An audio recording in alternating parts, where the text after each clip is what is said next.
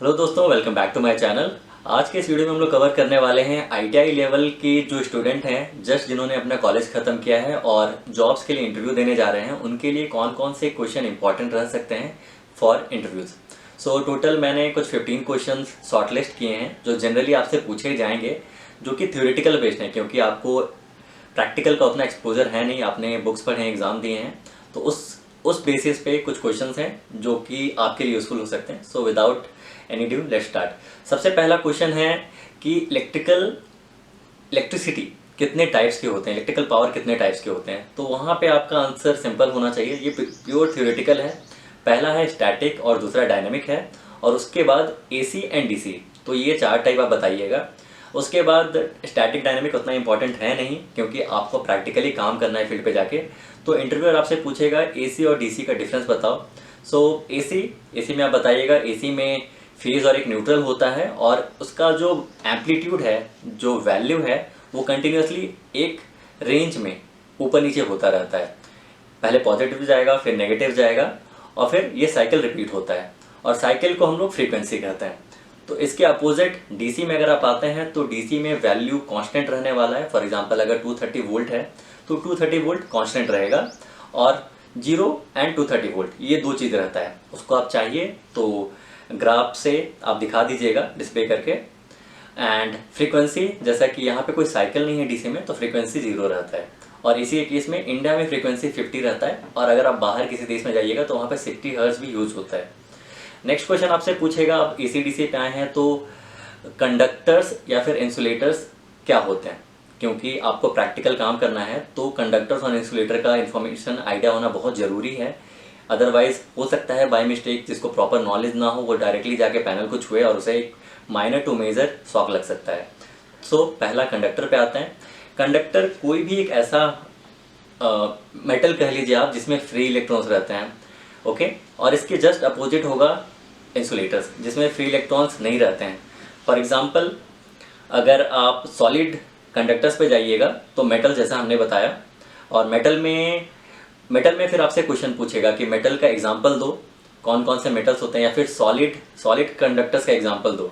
Solid conductors सबसे पहला जो आप कॉमनली देखते हैं दैट इज़ एल्युमिनियम। सबसे कॉमन आपको दिखेगा क्योंकि उसका रेट कम है। उससे थोड़ा महंगा आता है कॉपर, और उससे बहुत महंगा आता है सिल्वर। सिल्वर हमारे डेली पर्पस में भी यूज़ होता है। फॉर एग्जांपल अगर आप लैपटॉप यूज़ कर रहे हैं, मोबाइल्स यूज़ कर रहे हैं, तो सिल्वर बहुत हल्का सा यूज़ किया जाता है उसमें। आपने शायद कहीं रील्स में देखा होगा या फिर किसी से सुना होगा कि स्क्रैप, जो इलेक्ट्रॉनिक स्क्रैप होता है, उसको लोग खरीदते हैं और उसमें से जो बहुत कीमती सिल्वर्स हैं उसको निकाला जाता है। अब लिक्विड फॉर्म में आते हैं, लिक्विड फॉर्म ऑफ कंडक्टर्स में। तो सॉल्ट वाटर एक बहुत ही अच्छा कंडक्टर मटेरियल है, ये आपने 3 इडियट में भी देखा होगा। नेक्स्ट आते हैं इंसुलेटर्स पे, उसके एग्जांपल पे। इंसुलेटर जैसा हमने बात किया उसमें फ्री इलेक्ट्रॉन्स नहीं रहता है। फ्री इलेक्ट्रॉन्स ही रीज़न है कि दैट इज़, अगर कहा जाए करंट क्या है तो फ्लो ऑफ फ्री इलेक्ट्रॉन्स को ही हम लोग करंट कहते हैं। आपने डेफिनेशन में ऐसा पढ़ा होगा। तो सिंस इंसुलेटर में फ्री इलेक्ट्रॉन्स उस पर्टिकुलर मटेरियल में फ्री इलेक्ट्रॉन्स नहीं है, तो उसके चलते जो करंट का मूवमेंट है वो उसके थ्रू नहीं होगा। अब इसी एग्जांपल पे आते हैं। बोथ सॉलिड एंड लिक्विड दोनों लेते हैं। पहला सॉलिड वुड जो आप यहाँ पे देख रहे हैं, उसके बाद प्लास्टिक हो गया, नेक्स्ट ग्लासेस हो गए। ग्लास का इंसुलेटर आपने देखा होगा, सैरेमिक का इंसुलेटर देखा होगा आपने ट्रांसमिशन सिस्टम में। एंड अगर लिक्विड पे आए तो लिक्विड कुछ आपको एग्जांपल पता है तो कमेंट कीजिएगा। एक सिंपल सा एग्जांपल दे रहे हैं, डीएम वाटर, जो कि आप कभी इंडस्ट्रीज में आएंगे तो देखेंगे। As a insulator demineralise water को यूज़ किया जाता है। इसके बाद एसी डीसी कंडक्टर हो गया, तो उसके अगला क्वेश्चन जो बहुत बेसिक है, हर इंटरव्यू में पूछा ही जाता है, what is Ohm's law. Okay, so Ohm's law आपको डिफाइन करना है। जो बेसिक डेफिनेशन हर लोग से सुने हैं, लाइक बहुत से इंटरव्यूज लेते हैं तो लोग गलत आंसर बताते हैं, that is V is equal to I R. वो उसका फॉर्मूला है, डेफिनेशन नहीं है। डेफिनेशन आपको बताना है करंट डायरेक्टली प्रोपोर्शनल होता है voltage, that is potential difference divided by resistance way. Okay, इस चीज़ को आप पानी के टंकी से कंपेयर कर सकते हैं। फॉर एग्जांपल मान लीजिए पानी का टंकी यहाँ पे रखा हुआ है और पानी आपको इस जगह पे नीचे लेना है, तो ये हो गया पोटेंशियल डिफरेंस, और इसके बीच में अगर कुछ कचरा है तो वो हो जाएगा एज ए रेजिस्टेंस, जो कि पानी के फ्लो को रुकेगा। तो इस पर एक सेपरेट वीडियो है, उसका लिंक मैं मेंशन कर दूंगा डिस्क्रिप्शन में, आप जाके देख सकते हैं। उससे आपको समझने में थोड़ा और अंडरस्टैंडिंग मिलेगा, ईजी होगा। नेक्स्ट रेजिस्टेंस पे क्वेश्चन पूछेगा कि रेजिस्टेंस क्या कहते हैं। तो करंट के फ्लो को जो रोकता है उसे रेजिस्टेंस कहते हैं, और उसके फॉर्मूला पूछ सकता है आपसे। तो R is equal to rho L/A। यहाँ पे रो रेजिस्टिविटी होता है, हर एक मटेरियल का कांस्टेंट रहता है, इससे रेजिस्टेंस का वैल्यू आगे पीछे नहीं होगा। रेजिस्टेंस का वैल्यू आगे पीछे होता है उसका जो फॉर्मूला में दो कंपोनेंट आपने और देखा, लेंथ डिवाइडेड बाय एरिया। अगर किसी भी मटेरियल का, मान लीजिए ये कॉपर है, तो इसका अगर लेंथ ज़्यादा हो रहा है तो उसमें जो अपोजिशन करने वाले जो उसमें अपोजिशन करने के लिए जो मटेरियल्स रहेंगे, जो इंटरनल मटेरियल होता है वो बढ़ जाएगा, तो उसके चलते रेजिस्टेंस का वैल्यू भी बढ़ जाएगा। That is R directly proportional to L। और अगर इसका एरिया दुगना हो गया तो जो रेजिस्टेंस है वो कंपैरेटिवली कम होता जाएगा। ओके, सो रेजिस्टेंस का फॉर्मूला हो गया। उसके बाद आपसे पूछ सकता है कि इलेक्ट्रिकल पावर कितने तरह के आपने देखे हैं या फिर पढ़े हैं। तो दो तरह के होते हैं, single phase and three phase. Single phase जो कि घर में यूज़ किया जाता है, ठीक है, और उसका वैल्यू आप बता दीजिएगा 240 230 से जो भी कम वैल्यू है, 110 का भी यूज़ किया करते हैं सिंगल फेज। और उसके बाद थ्री फेज, उसमें RYB होता है, और अगर स्टार कनेक्शन हो तो एक न्यूट्रल भी इसमें ऐड हो जाएगा। तो ये थ्री फेज हो गया, वोल्टेज के साथ एग्जांपल दे दीजिएगा। नेक्स्ट इसका यूज़ पूछ सकता है, तो उसमें बताइएगा आप। जनरली थ्री फेज इंडस्ट्रीज़ में यूज़ किया जाता है क्योंकि वहाँ पे थ्री फेज मोटर्स होते हैं, उसमें भी स्क्विरल केज इंडक्शन मोटर ज़्यादा यूज़ होता है। अब आप जब इंडस्ट्रीज़ में आएंगे तो आपको पता चलेगा। और इसका जो सिंगल फेज है वो घर में यूज़ करते हैं। नेक्स्ट क्वेश्चन पे आते हैं। तो अभी आपने इंडस्ट्रीज़ का तो विजिट बहुत रेयर ही करवाता है कम कॉलेजेस, तो घर का आपने वायरिंग देखा होगा। तो नेक्स्ट क्वेश्चन आपसे इंटरव्यूअर यही पूछेगा कि घर पे तुमने कौन कौन से स्विच गियर देखे हैं। स्विच गियर, तो उसमें आप बताना पड़ेगा। स्विच गियर फॉर एग्जांपल आपने प्लग देखा है, सॉकेट देखा है, केबल्स देखा है, फिर स्विचेस देखे हैं। तो स्विच गियर का काम क्या है, डेफिनेशन क्या है।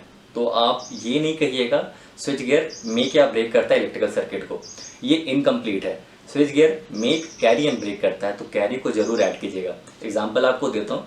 अगर एक स्विच है, तो स्विच से आप जब ऑफ कर रहे हैं तो वो ब्रेक तो कर रहा है, ऑन कर रहे हैं तो वो मेक तो कर रहा है उसको, लेकिन बीच में कैरी भी तो कर रहा है। फॉर एग्जांपल स्टार्टिंग फिर से समझते हैं।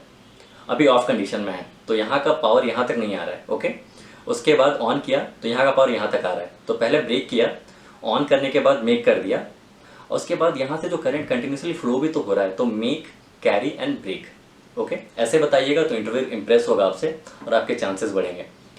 नेक्स्ट आता है कि केबल्स पे पूछेगा कि केबल्स आपने देखे हैं घर के, तो उसमें कौन कौन से, कितने तरह के केबल्स होते हैं, कितना कलर होता है। तो टोटल 3 कलर आपने देखा ही होगा, एक रेड होता है, एक ब्लैक होता है, और एक ग्रीन या फिर ग्रीन एंड येलो।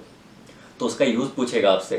पहला रेड का अगर यूज़ पूछता है तो सिंपल वो फेस के लिए यूज़ करते हैं, कोई भी यूज़ कर सकता है किसी कलर के लिए, बट जो स्टैंडर्ड है तो रेड कलर हमेशा फेस के लिए यूज़ करते हैं। जब आप टेस्टर से चेक कीजिएगा तो उसमें एक रेड इंडिकेशन टेस्टर में आएगा, तो वो फेस वाला केबल है, तो उसके लिए आप रेड यूज़ करते हैं।